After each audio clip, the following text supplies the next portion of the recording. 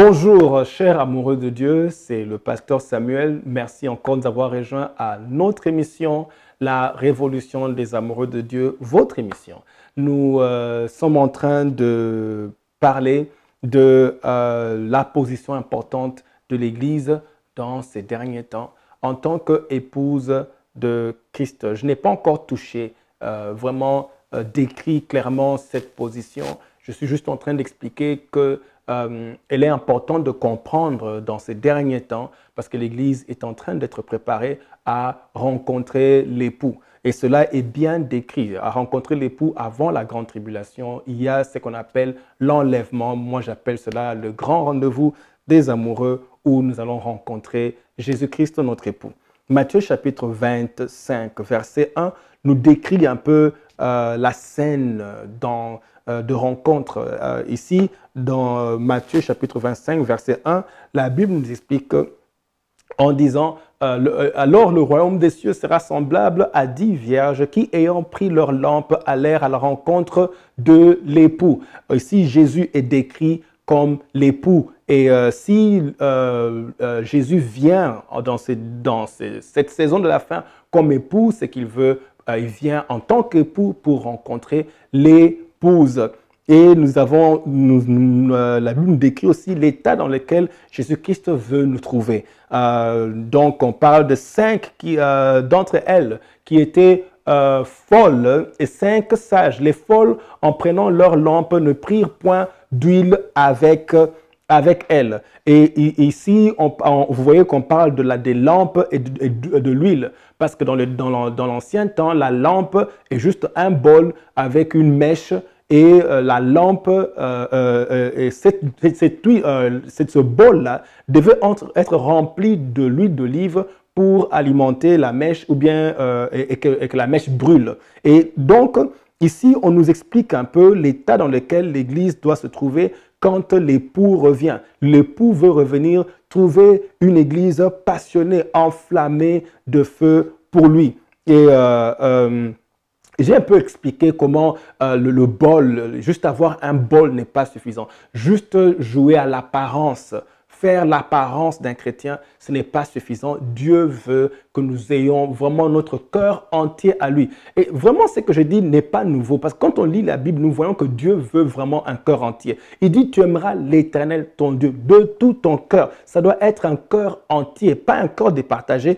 Pas jouer à l'hypocrisie comme Dieu appelle Israël. Il dit, vous êtes hypocrite, vous m'adorez seulement des lèvres. C'est juste une apparence ce que vous faites, mais le cœur n'est pas entièrement à moi. Et donc, nous voyons que ce n'est pas seulement la forme extérieure, ce n'est pas la forme extérieure que Dieu veut. Dieu veut vraiment que nos cœurs soient enflammés d'amour pour lui. Donc, nous devons non seulement avoir le bol, mais le bol doit être rempli de l'huile. Les vierges folles, donc, avaient les lampes sans l'huile qui fait brûler les cœurs de passion pour Jésus-Christ, l'époux. Et je crois qu'ici, c'est un peu comme la femme de Lot. La femme de Lot qui suit, elle suit l'appel de Dieu, mais elle a d'autres attachements dans le cœur. La Bible nous dit qu'elle est sortie. Elle a suivi l'appel de Dieu de sortir de Sodome et Gomorrhe. Elle est sortie, mais dans son cœur, elle avait encore des attachements dans Sodome et Gomorrhe. Dieu veut que vraiment notre cœur soit entièrement à lui. Elle est sortie avec les attachements dans Sodome et Gomorrhe et finalement, à cause de son attachement, elle n'est jamais arrivée au point de rendez-vous. Je prie que cela ne t'arrive pas. Je prie que tu puisses te défaire de tout ce qu'il y a dans ton cœur qui te garde encore captif dans le monde. Tu ne dois pas rater ton rendez-vous avec Jésus-Christ, l'époux. Parce que aussi longtemps qu'il y a encore un attachement dans ton cœur, quoi que ça soit, si tu aimes encore secrètement un péché quelconque, un mal quelconque, ce mal-là va vraiment agir sur toi, te forcer à rester. Laisse-moi te dire ceci.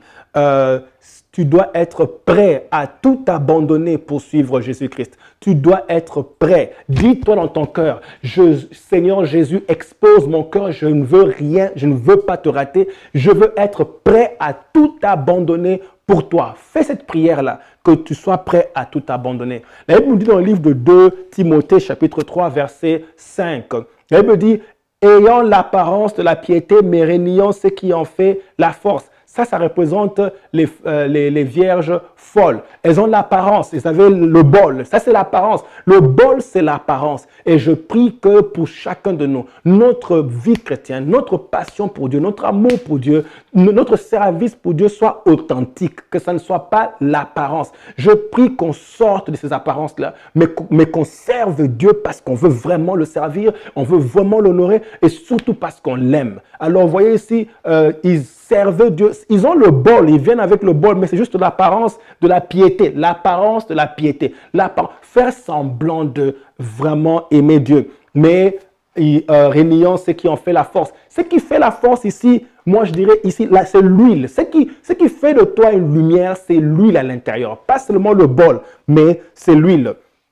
Et le verset 4 maintenant de Matthieu nous dit, mais les sages, parlons des sages. Elle me dit, mais les sages prirent avec leur lampe de l'huile dans des vases. C'est-à-dire qu'elles ont mis à côté, elles ont mis des réserves d'huile à côté pour alimenter leur cœur. Et c'est comme ça que Dieu dit, et c'est comme ça que nous serons préparés à avoir l'huile à côté. Je parlerai de tout ça un peu plus tard. Mais l'huile ici, l'huile représente le Saint-Esprit. Le Saint-Esprit qui enflamme nos cœurs d'amour pour Jésus-Christ. J'expliquerai en détail comment le Saint-Esprit alimente notre amour pour Jésus-Christ.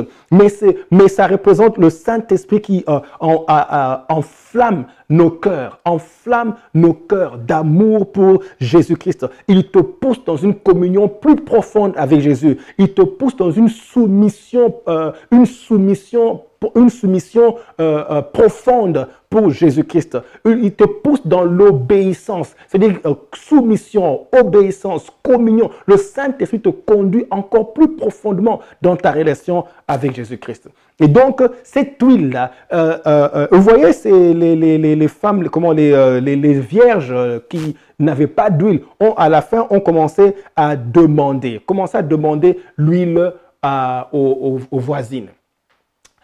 Aux 5 autres sages qui avaient de l'huile en réserve. Je vous expliquerai ce qui va se passer tout à l'heure. Ne ratez pas notre prochaine émission. Ne ratez pas, venez vraiment, suivons ensemble.